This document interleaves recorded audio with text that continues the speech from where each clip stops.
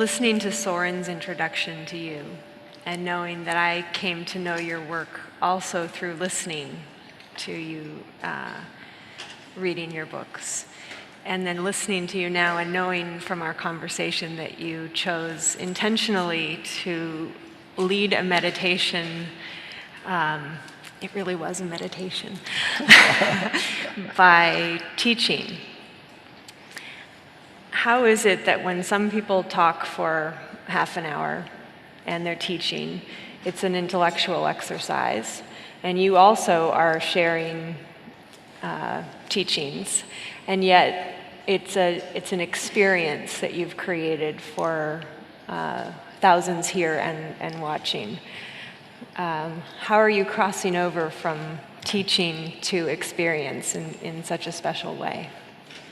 Well, the words, by being continuously aware of the underlying presence in you, the quality of what your mind produces is enhanced. One could say it is more alive, more powerful, more relevant to this specific moment. So to be in touch with that produces a more empowered or inspiring, fresher way of speaking. Of course, it doesn't only affect speaking, it affects sense perceptions too, because you perceive things also in a fresh way. I enjoy sense perceptions. I enjoy even walking in the street and looking at the multiplicity of people and cars and things going on. But where the real joy comes from, as you perceive, you can sense the underlying presence while you look, and that's the joy. So we could call that the joy of being. So sometimes words come out of it. It's an inner state of connectedness, and the strange experience is although I'm not channeling as such, I have nothing against channeling, but I'm not channeling in the way that my eyes go funny and I say, this is so-and-so talking now. Not yet. That's fine too, but I don't feel that I am actually, that the person is not giving the talk. The person becomes an instrument for the consciousness to speak through, and that's all. So that's the reason also I don't know what is going to be said next. So there's no plan. And that's very enjoyable, and this complete surrender to the present moment, the complete surrender to life, to presence. At first it was a little strange to be on stage, and when I started speaking, sometimes my mind came in before coming on stage and said, okay, you should be thinking now, what are you going to talk about? And then, okay, I'm going to start with this, and then I'm going to say that. But then finally I got onto the stage, and most of the time that dissolved. And a few times when I actually did say what I thought I was going to say, it wasn't very powerful anymore. Then I'm throwing away my questions. Actually, I am.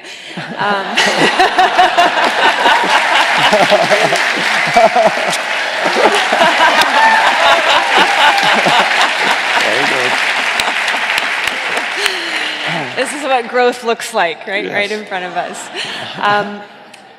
I'm curious about a couple of things that you said, and one of them has to do with story and the relationship between story and self, and how important our stories are, not only in justifying our suffering or soliciting sympathy, but also in helping us in our connectedness with other people. Even when we connected yesterday, we compared what has happened in the time since we saw each other last. Yes. So there's something about story that helps us relate and connect. Yes. And yet I certainly hear you on story potentially being the layers that prohibit you from actually being Yes. in the vertical self, as you Yes. were describing. So how do we integrate story in a healthy way into self, particularly in connection to others? Yes, well, the story is what happened and remembering or talking about what happened, or maybe a shared memory, and that's fine, but it cannot be a substitute for something deeper that is more important, and that is the actual connection between us beyond words and concepts. When I look at you, if I only look at you through our story, that would be very limiting. Even if it's a nice story, but in many cases it's not nice. And of course the stories that are not nice get stuck in the mind much more than the nice stories. The nice stories are, okay, he's a nice person, very nice person. What else can you say? Well, he's so helpful. Okay, and then finally after 2 minutes the mind doesn't say anymore. But if he's an obnoxious person, the mind can think about it for hours. So the stories are fine as long as we are not confined to the stories, and that so that in the actual moment of interacting, there is another dimension present. And then the stories are fine. And even if the stories, let's say if we met a couple of years ago and we had a pleasant interaction, but let's just imagine that we met a couple of years ago and we had an unpleasant interaction, then if we only remembered our story, that would totally obscure our ability to relate to each other, or there would be just further unpleasantness added to what's already there, which would be stuff in your mind and stuff in my mind. And that stuff tends to proliferate. It produces more and more of the same kind of thoughts.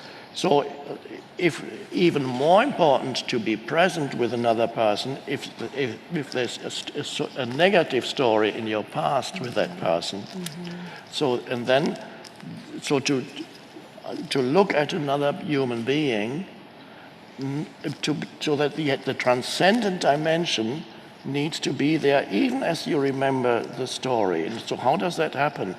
It happens by practicing at first, and then it becomes second nature to you, by practicing when a person talks to you or you're looking at them, not to think while you look. Now, how do you do that? Thinking is kind of obsessive for many people. I bet you're obsessive, and they think if they stop thinking, they die, or they have no idea what's going on anymore. They feel totally lost if they can't interpret every moment. And there's this obsessive need also to interpret every person that they meet, immediately formulate opinions which are all just reflections of your past conditioning. In many cases, totally unreal. In some cases, there may be some correlation with what you're looking at and what you're judging. But whatever you're judging in the other person is the story and the conditioning of the other person, never the essence of who that being is. So it's only by refraining from thinking. How do you do that? Well, use the inner body as an anchor while you're looking. Feel the aliveness. That's one way of being present. And then you look, and then you become the spacious awareness. And this is the greatest gift you can give another human being, is to give pure attention to another human being. And there's no longer any intention, egoic intention, what can you do for me? Or what did you do to me last year you shouldn't have done? Or what does she want from me? All kinds of stories that interfere with true relationship. So as I look at you, and you look at me, and I can sense and feel that you experience, you realize right now what I'm talking about. There is the presence in you. You are not judging me. And this is a wonderful gift. It feels, the other person feels liberated because intuitively they know they are not being judged. Now, usually you don't get that from human beings, you only get it from your dog. And that's why it's so lovely to look into the eyes of a dog. It's so heartwarming, and because the beingness speaks through unobscured by mental stuff.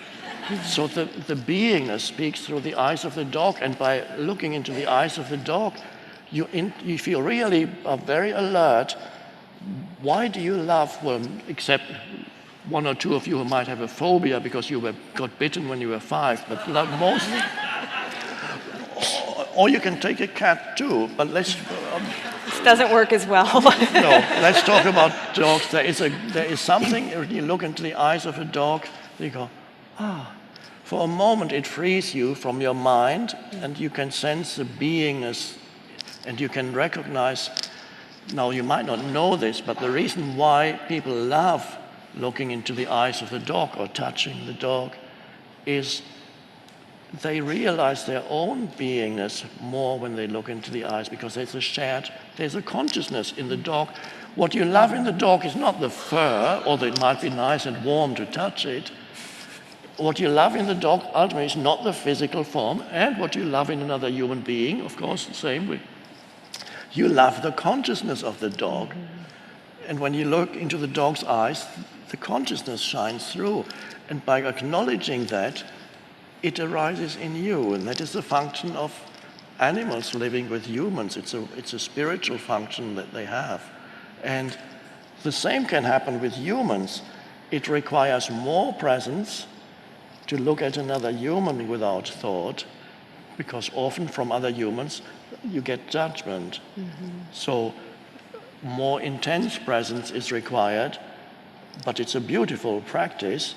So there's always 2 dimensions in you. There's the personal dimension, mental formations, emotional formations, feelings, the limited self, and there is the spacious being self.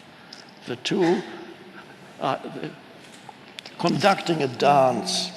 And so the mastery of life is to have both active, to acknowledge the world of form, the world of stories, the world of personalities, and the physical world, but at the same time not be confined and trapped only in that dimension, to also have what I sometimes call space consciousness, to know yourself also and more essentially as the space for it all. And sometimes it's called stillness, whatever pointer you want to use. I'm talking for too long, I know, but just one more thing.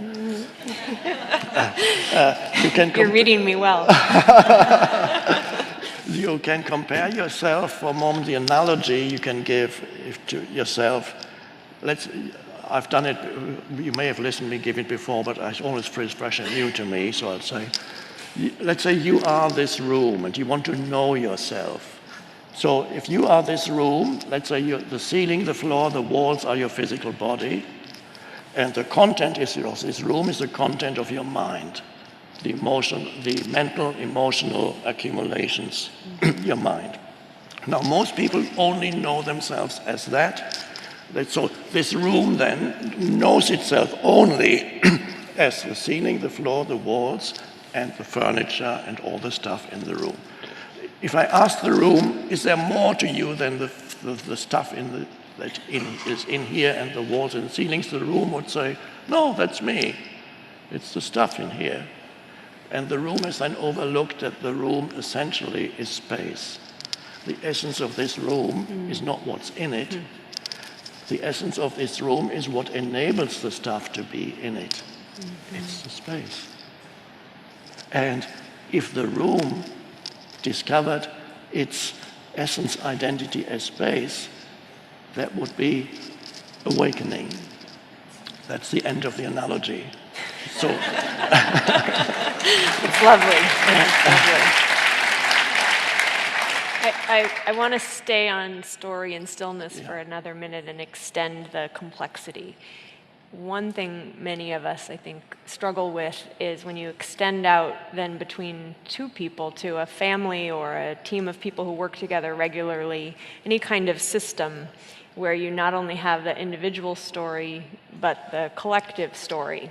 So I'm the joker and you're the critic, or whatever roles we play, that the system, in a sense, often reinforces those roles. Yes. And they take on something larger than life and difficult to change, so that even some behavior change isn't seen in the system.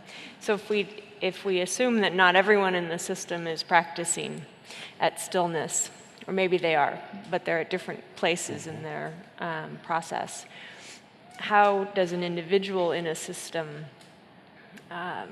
become more genuinely there, freshly each time, against the power of the dynamic? Do you know what I'm talking about? Yes. So in other words, you're surrounded by people who are still identified to a large extent with their mental accumulations. Mental accumulations about themselves and that's right. And you and each they other. play roles which they may be unconsciously playing. So, and those may be either people you work with, or they may be family members.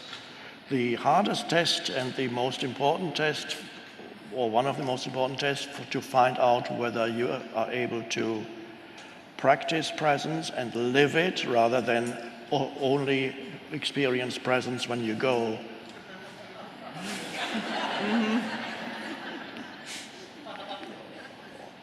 Or even exert willpower so that you mustn't think. You're clenching your fist. The real test is often family members, people with whom you share a lot of past, because so much has accumulated, and so many opinions and of judgments of who you are have accumulated in family members' minds. So there it requires really intense presence, as the Ram Dass, of course, as you know, said, if you think you're so enlightened, go spend a week with your parents. And that's very true. And I experienced that in my life, to have a lot of resentment about my dad, some about my mom, but more about my dad, because he had terrible anger issues. Now, mostly the anger wasn't directed to me, most of it went to my mom, but that was just as painful. And even when I was a young adult, I had lots of resentment built up against his insensitive and sometimes violent behavior. And then when the shift in consciousness happened, it felt very liberating. I was able to see that not only he, but every human being cannot act beyond their level of consciousness. So compassion suddenly came in, although at first I didn't know that that's called compassion. It just meant I didn't have a grievance anymore, and I actually felt love towards him and realized he did what he did at that time. His level of consciousness did not allow him to behave any differently. So I was able to forgive without having to go through a mental act of forgiveness. It just happened. And a strange thing happened then. His ego, which was very strong, part of it crumbled. Another part remained strong until the end of his life, so depending what situation he was on. But suddenly there were things, spiritual truths occasionally came through him. The moment I gave up my resentment towards him, something in him shifted. There was not a total shift, it never was. Some of the ego remained was very obnoxious to the age of 90 when he passed away, but something deeper also came through, and that was a miraculous thing to say. And then he came up with wonderful, sometimes in some areas he suddenly his behavior was virtually enlightened. He would never complain when he was waiting somewhere. He said, oh, fine, I can wait. It doesn't matter how long it takes. I can be here an hour, half an hour, 2 hours. I don't mind. And then he had, like me, he almost never went to see a doctor but he had lots of little ailments, and he came up with great wisdom sayings like, I live in pacific coexistence with my illnesses. When he said that, I went, wow. A spiritual master talking. So that was the shift. And then at work, of course, let's say at a meeting, it may well be that you are the only one who has any realization of presence.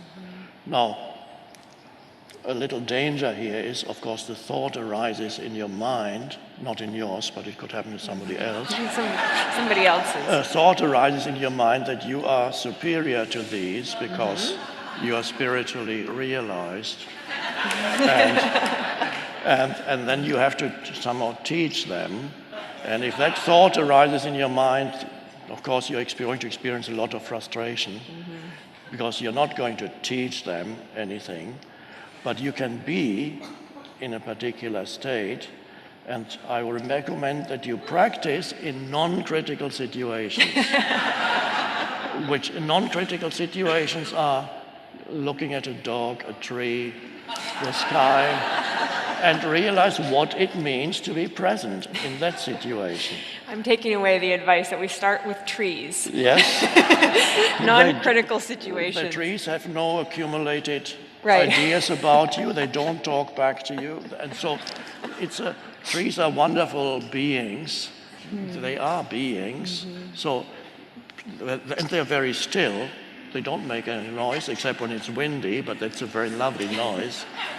They're very still, they're very rooted, of course, they're rooted, and they are just, in some are there for hundreds of years, and they're just, if they made a noise, they don't make a noise, but if they made a noise, it would be a bit like the Om.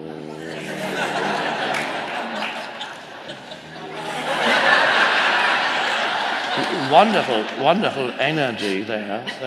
So that's a great help in being present. And then you graduate, and then you're present with people you meet casually at the supermarket.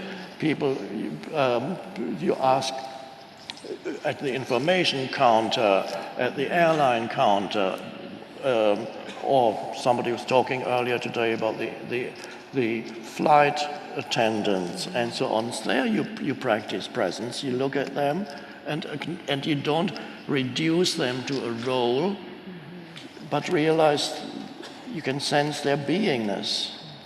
But you can only sense their presence if you can sense your own presence. It's only through that you can go look beyond the personality, which may be obnoxious, in some cases it is, may be very difficult, and then it gets challenging. So then you practice with brief encounters, which is beautiful too, and then you go into their workplace, and then you begin to practice there. Be the presence in a meeting, the next meeting. Continuously be aware of your state of consciousness. Hold that presence if you can, without any willpower. It's not through willpower. Presence simply arises, and some of you are at the point, many of you are at the point where you can actually choose to be present. And then you look around the room, and one person starts talking, and you give your complete attention to that person. And this is a wonderful thing to be able to do, to give your complete attention to that. You neither argue with him mentally, nor do you need to prepare the next thing to say. You're just present. And then you may find that when you begin to speak, words will begin to come out of your mouth, and they will be inspired. And you will say something that is relevant, fresh, and new, and will not contribute to the conflict in that situation. So you're not fueling the conflict. And even if others are beginning to fight, that you need to be really alert not to get drawn in, because egoic unconsciousness of a group can be has an extraordinarily powerful pull. And it can sometimes happen that in a group or meeting, one unconscious person can pull the entire group into unconscious reactivity and negativity. Just one unconscious goes, and then everybody else loses presence, even if they tried before. So it's contagious, but the good thing is presence is also, in a good sense, contagious. So presence also affects people around you. So wonderful practice, meetings, and so on are great places. I can hear a phone ringing somewhere. I think it's behind us. Oh, okay. Yeah. Well, this is the world we live in. This is the world we live in. Well, maybe it's my phone.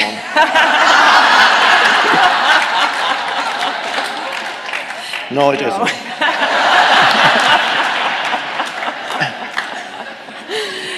Time to take a selfie.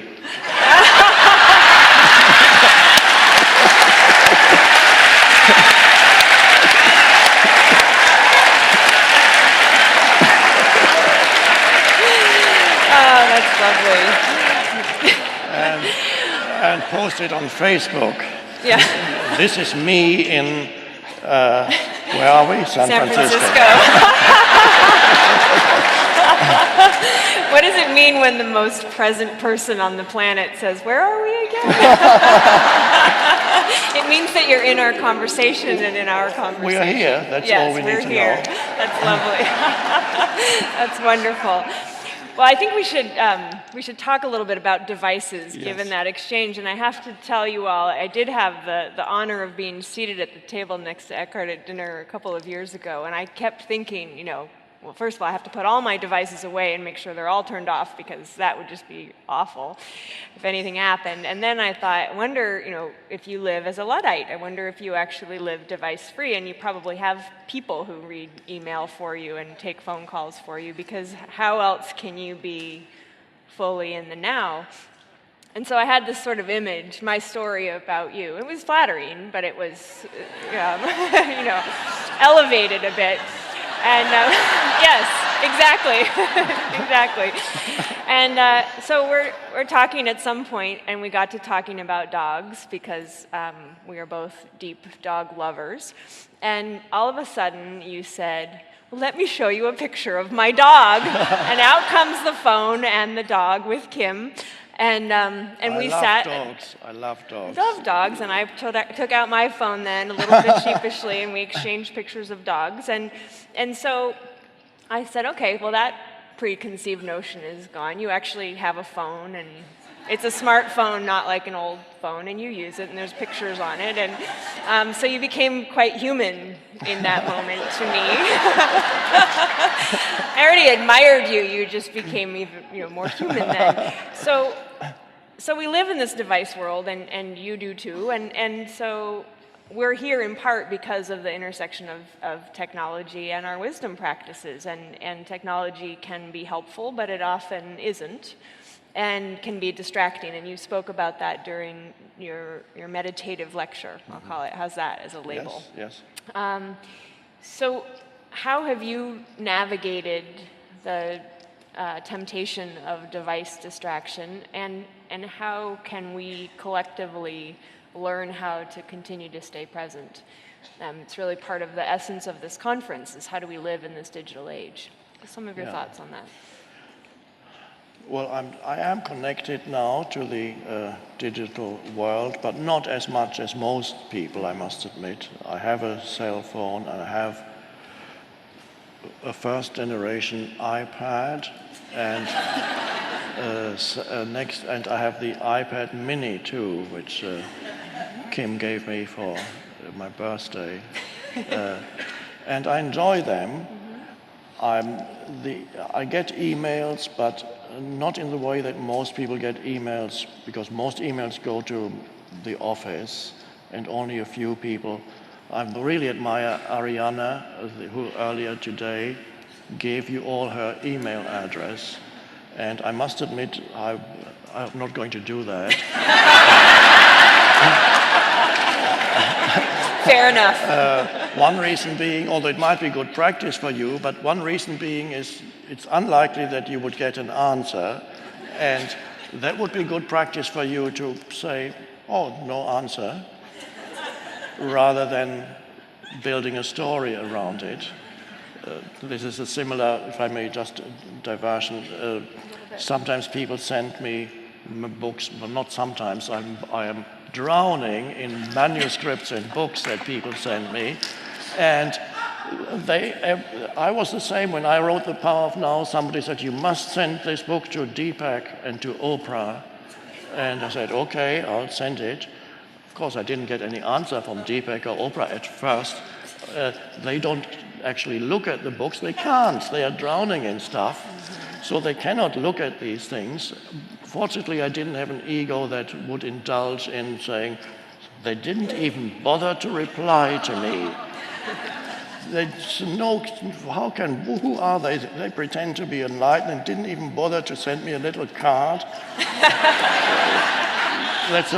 Isn't that a lovely story for the ego? The ego loves getting in there and saying, but it was fine, they didn't answer, and that's all, and it was fine. And 2 or 3 years later, the book reached them in some way, but not because I sent it to them. So the universe somehow arranged it. So people have stories quickly about things like that. So no emails, because you probably wouldn't get an answer. And those few people who have my email address, most of them know that they may or may not get an answer. And they're fine with it. I use sometimes texting, which I quite enjoy, not obsessively, but I use it from time to time with people. And as I mentioned 2 years ago, perhaps already, I sometimes enjoy sending a space message rather than a text message, which goes like this. You press on open bracket, you have an empty space, you go, then you close the bracket, and then you send it.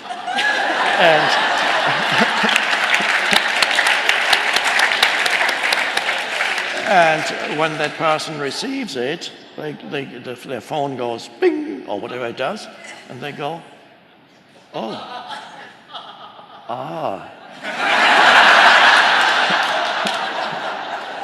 a message without content, pure space.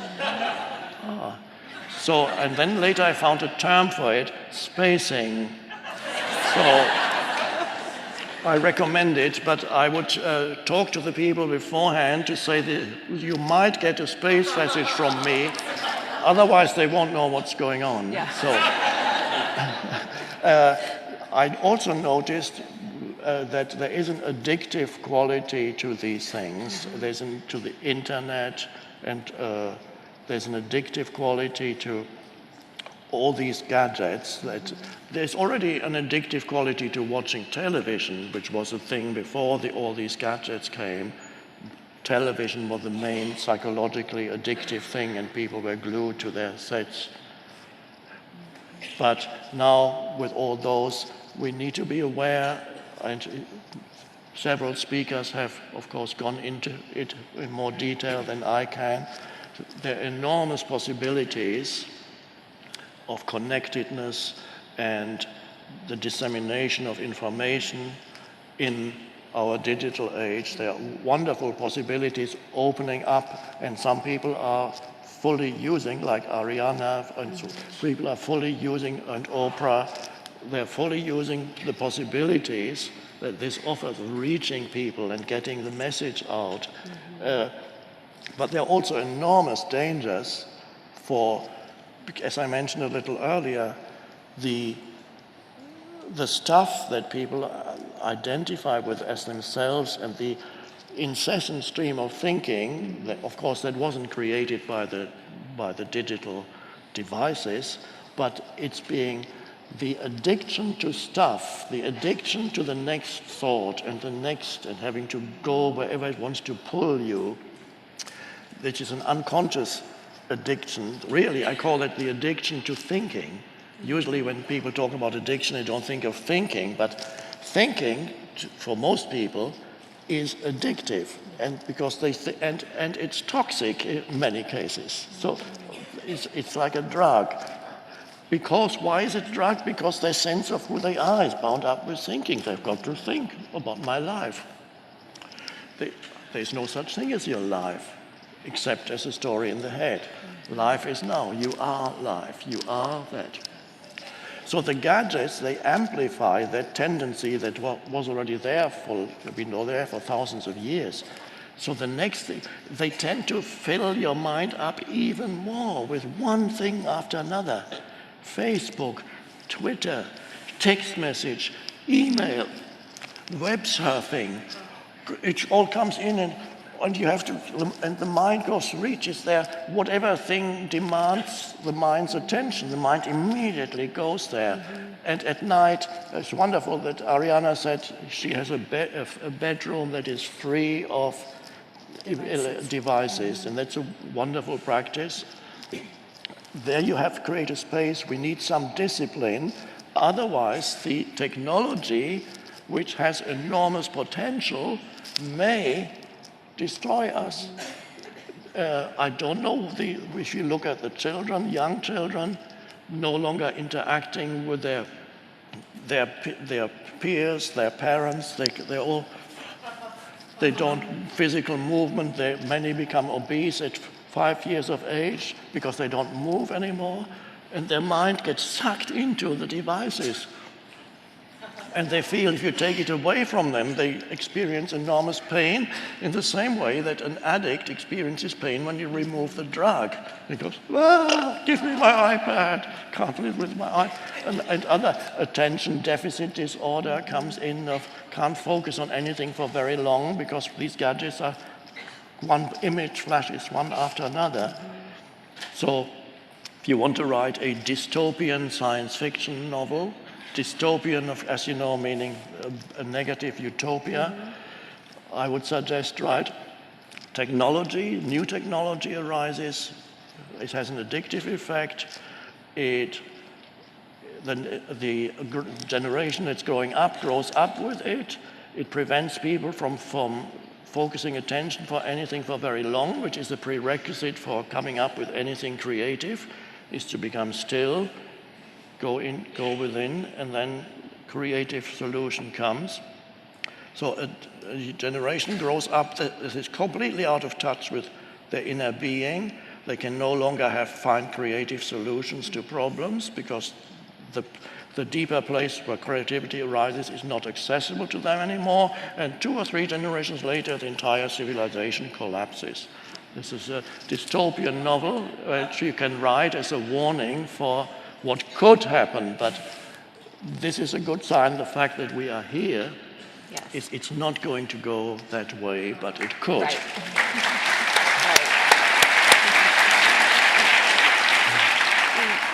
It seems to me there are two potential problems that are interrelated, and one is the presence of the devices themselves, which we've talked about, and practicing discipline. And as you say, a number of speakers have talked about rituals, in a sense, or habits or rules for themselves that allow discipline around when and how to use them. And the other is that the devices essentially just bring one's work closer, but the work is a different kind of pressure, and I think we have a room of people, many of whom are extremely committed to the work that they're doing, the careers, their professions, the world-changing work or the device-creating work, but it's or both in the same person. There's a level of pressure and excitement and ambition and so forth. And so if you imagine the person who works in the sort of competitive, fast-paced, very exciting technology environment, how do you integrate stillness into that in a way that doesn't feel like you have to choose to step off the train? You know, can you be still and be in an environment that is as wild as that?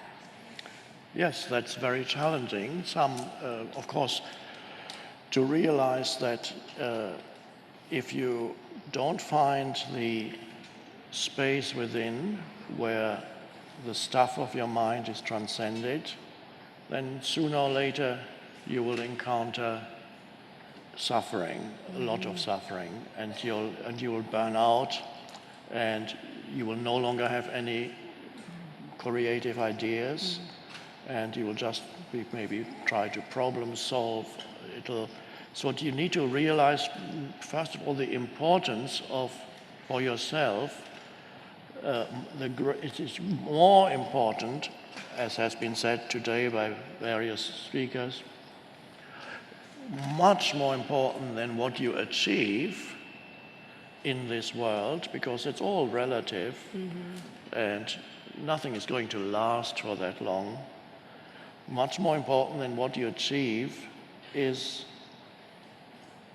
the awakening within you, the awakening of consciousness, knowing who you are beyond all that, knowing what we could call the transcendent dimension to who you are, which goes back thousands of years in human spirituality. They've all pointed to it in different ways, in different words. And if you don't realize that is the most important thing in your life, then you're going to become unhappy, if you're not unhappy already.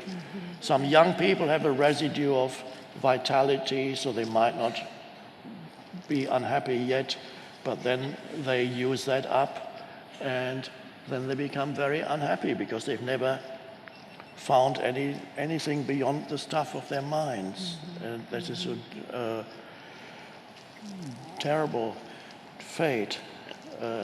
So that is why this is so important. So that requires then some decisions perhaps and discipline on your part, so that you do not allow those things to take over your life in the same way that you do not allow your mind to take over your life.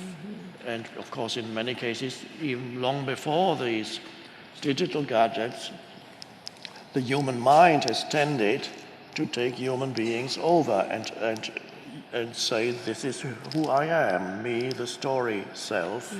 So it requires discipline and some kind of perhaps even a routine, one being what was suggested earlier, not to engage in communication through like emails between a certain time period, whatever it may be, evening and morning, so that at night when you wake up you don't go there.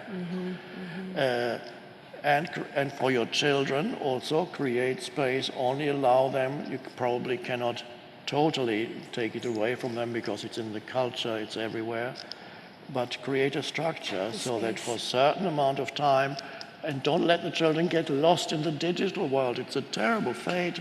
Please don't allow the dystopian novel that I just mentioned to become reality. Right. It will become reality if you allow your children to get totally lost in the digital realm, so that becomes more important to them than the life. They can no longer relate to a tree. We come back to trees. They can no longer relate to the river. They cannot. Sensory experience disappears from their lives, and it's all concepts and digital images. It's a terrible thing. It's a distressing. So I'm not going to let you end on the dystopian novel, but our friends with the ringing phone have told us we've used our extra time. Oh, okay. I know, it went quickly. So rather than end on the dystopia, can you tell us briefly, where does your hope come from? So we can end with a sense of hope. My hope comes out of this moment, being here with you. Should I have known that? So